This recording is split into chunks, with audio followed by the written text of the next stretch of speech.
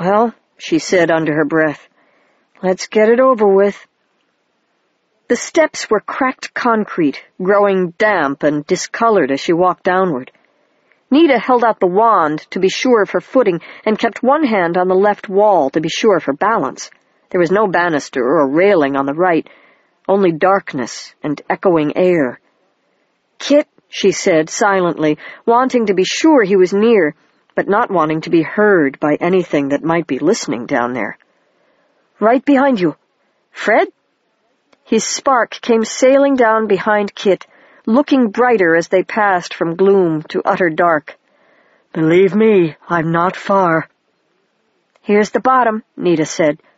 She turned for one last glance up toward street level and saw a huge, sleek silhouette carefully and quietly replacing the grill above them. She gulped, feeling as if she were being shut into a dungeon, and turned to look deeper into the darkness. The stairs ended in a ledge 3 feet wide and perhaps 4 feet deep, recessed into the concrete wall of the subway. Nita held up the wand for more light. The ledge stretched away straight ahead, with the subway track at the bottom of a wide pit to the right of it. "Which way, Kit?" "Straight for the time being." The light reflected dully from the tracks beside them as they pressed farther into the dark. Up on the streets, though there had been darkness, there had also been sound. Here there was a silence like black water, a silence none of them dared to break. They slipped into it, holding their breaths. Even the usual dim rumor of a subway tunnel, the sound of trains rumbling far away, the ticking of the rails, was missing. The hair stood up all over Nita as she walked and tried not to make a sound. The air was damp, chilly, full of the smells of life. Too full, and the wrong kinds of life, at least to Nita's way of thinking. Mold and mildew, water dripping too softly to make a sound, but still filling the air with a smell of leached lime, a stale, puddly odor, wet trash piled in trickling gutters or at the bases of rusting iron pillars, rotting quietly, and always the sharp ozone and scorched soot smell of the third rail. Shortly there was light that did not come from Nita's wand. Pale splotches of green-white radiance were splashed irregularly on walls and ceiling. Fire fungus, which the wizard's manual said was the main food source of the subway's smallest denizens, dun mice and hide-behinds and skin wings. Nita shuddered at the thought and walked faster. Where there were hide-behinds, there would certainly be rats to eat them. And where there were rats, there would also be fireworms and thrastles. "Nita!" She stopped and glanced back at Kit. He was holding his backpack in one arm now and the antenna in the other, and looking troubled in the wand's silver light. "That way," he said, pointing across the tracks at the far wall with its niche-shaped recesses. "Through the wall? We don't even know how thick it is." Then she stopped and thought a moment. "I wonder, you suppose the mason's word would work on concrete? What's in concrete, anyhow?" "Sand, quartz, mostly. Some chemicals, but I think they all come out of the ground." "Then it'll work. Come on." Nita hunkered down and very carefully let herself drop into the wide pit where the tracks ran. The crunch of rusty track cinders told her Kit was right behind. Fred floated down beside her, going low to light the way. With great care, Nita stepped over the third rail and balanced on the narrow ledge of the wall on the other side.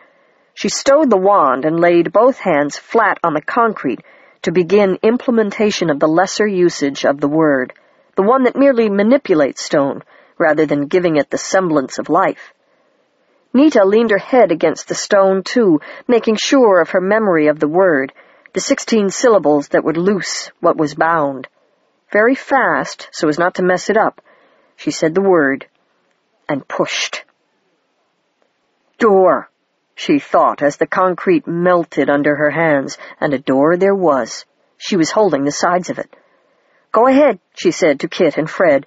They ducked through under her arm.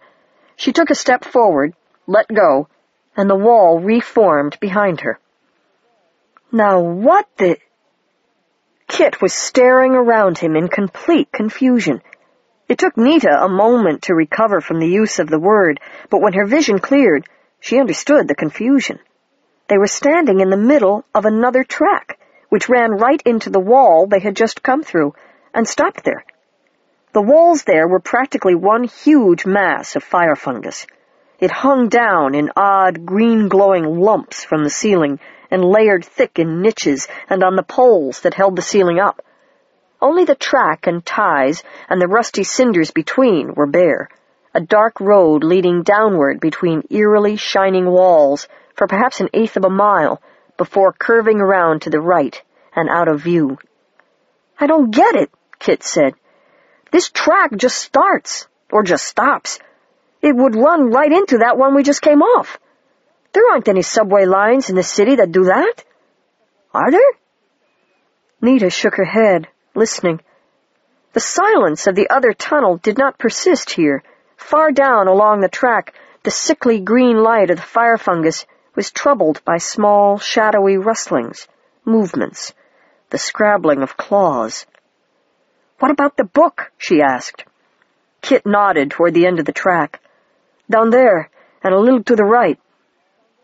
They walked together down the long aisle of cold light, looking cautiously into the places where fire fungus growth was sparse enough to allow for shadow. Here and there, small sparks of brightness peered out at them, paired sparks, the eyes of dun mice, kindled to unnatural brightness by the fungus they fed on. Everywhere was the smell of dampness, old things rotting or rusting. The burning ozone smell grew so chokingly strong that Nita realized it couldn't be just the third rail producing it, even if the third rail were alive in a tunnel this old. The smell grew stronger as they approached the curve at the tunnel's end. Kit, still carrying the backpack, was gasping. She stopped just before the curve, looked at him. "Are you okay?" He gulped. "It's close. It's really close. I can hardly see. This thing is blurring my eyes so bad." "You want to give it to me?" "No, you go ahead. This place seems to be full of live things. Your department." "Yeah, right," Nita agreed unhappily, and made sure of her grip on the Rowan wand. "Well, here goes. Fred, you ready for another diversion?" "I think I could manage something small if I had to." "Great. All together now." They walked around the curve, side by side. Then they stopped.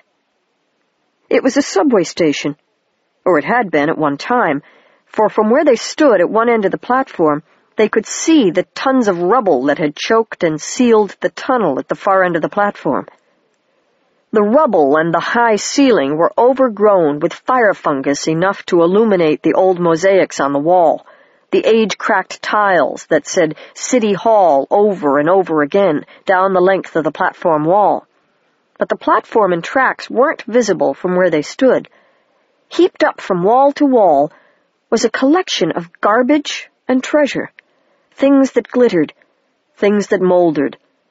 Nita saw gems, set and unset, like the plunder of 100 jewelry stores, tumbled together with moldy kitchen garbage. Costly fabric in bolts or in shreds, half buried by beer cans and broken bottles. Paintings in ornate frames, elaborately carved furniture lying broken or protruding crookedly from beneath timbers, and dirt fallen from the old ceiling. Vases, sculpture, crystal, silver services, 1,000 kinds of rich and precious things, lying all together, whole and broken, among shattered, dirty crockery and base metal.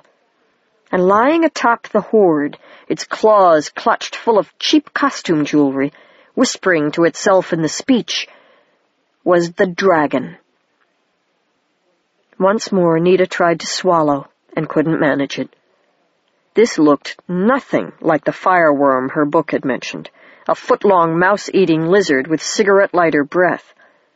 But if a fireworm had had a long, long time to grow, she remembered the voice of the young man in the three-piece suit saying with relief, "The eldest has it." There was no telling how many years this creature had been lairing here in the darkness, growing huger and huger, devouring the smaller creatures of the underground night and dominating those it did not devour, sending them out to steal for its hoard or to bring it food.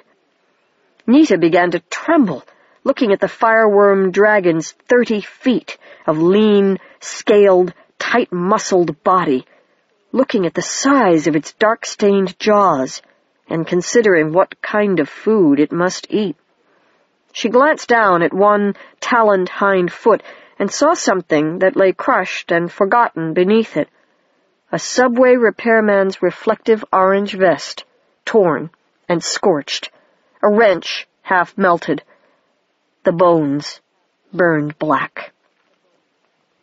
The dragon had its head down and was raking over its hoard with huge claws that broke what they touched half the time.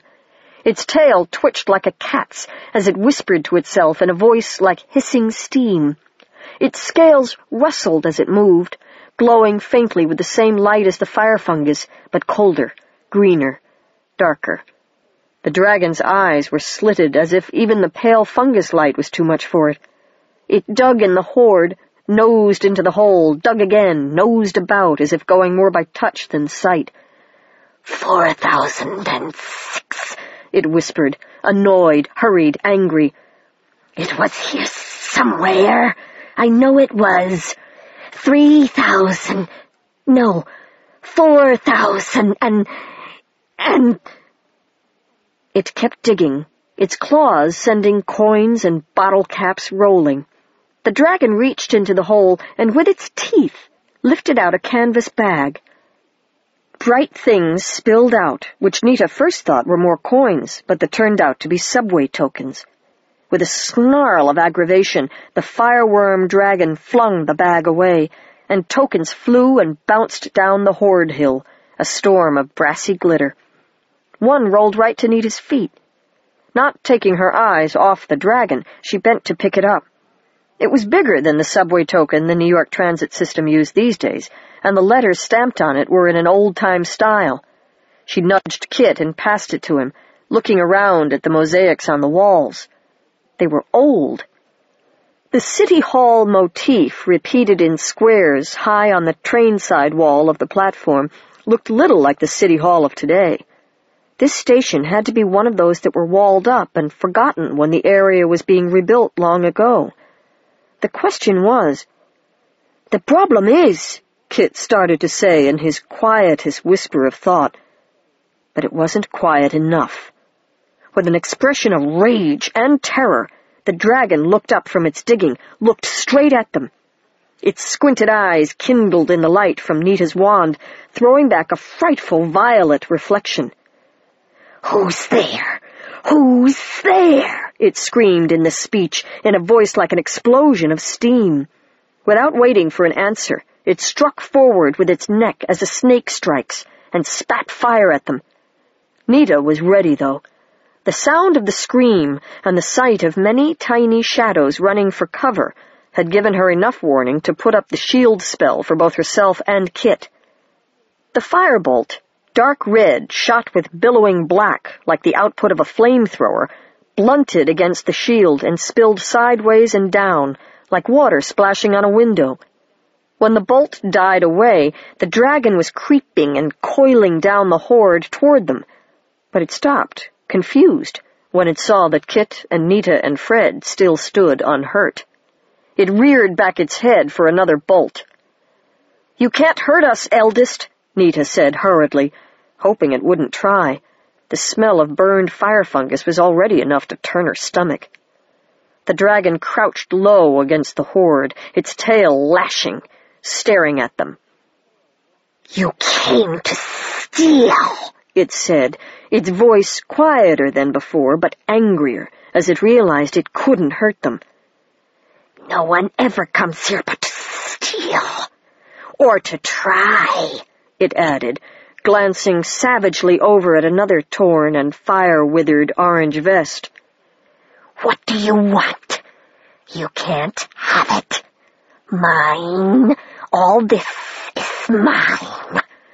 No one takes what's mine."